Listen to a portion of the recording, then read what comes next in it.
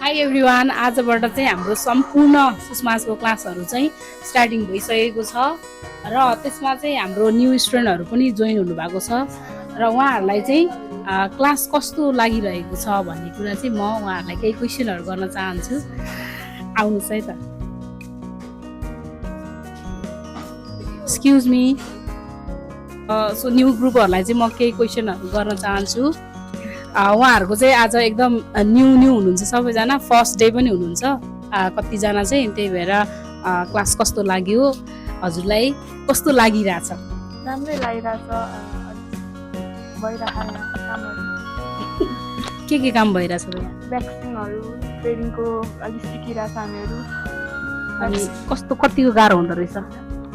गाह्रो त्यस्तो अहिलेसम्म त्यस्तो गाह्रो लागेन, पछि गर्नुपर्छ। हजुरलाई पनि राम्रै लागिरह, राम्रोसँग सिकाउनुहुन्छ।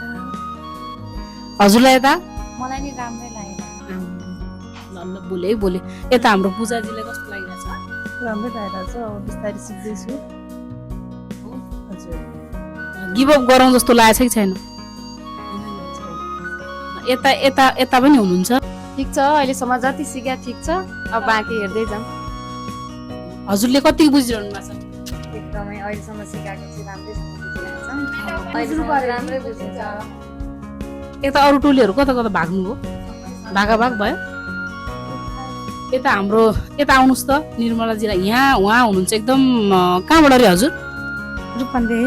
रूपन्देहीबाट आउनु भएको छ। एकदम के सोचेर आउनु भएको? सेल्फ डिपेन्डको लागि, आफ्नो लाइफमा केही यो सिप सिकेर केही काम गर्न सक्छु भनेर यो फिल्डमा। अनि अब फ्युचरमा नेपालमै केही गर्ने सोच छ कि बाहिर गएर? नेपालमै केही गर्नुहुन्छ? ल कतिको गाह्रो भइरहेछ? गाह्रो त छैन म्याम, अब सुरु त गाह्रो हुन्छ, सिक्दै सिक्दा सजिलो हुन्छ। कुन कोर्स हो हजुरको? मेरो डिप्लोमा हो। डिप्लोमा हो? जे सजिलो भइरहेछ, गिभ अप गरौँ जस्तो लागेको छैन? सजिलो छ। ल बेस्ट अफ लक है। उहाँ सबैजनालाई जे होस्, ओभरअलमा चाहिँ सबैजनालाई राम्रै लागेको छ र सक्छु नै भन्नुभएको छ। हेरौँ के गर्नुहुन्छ सिकेर।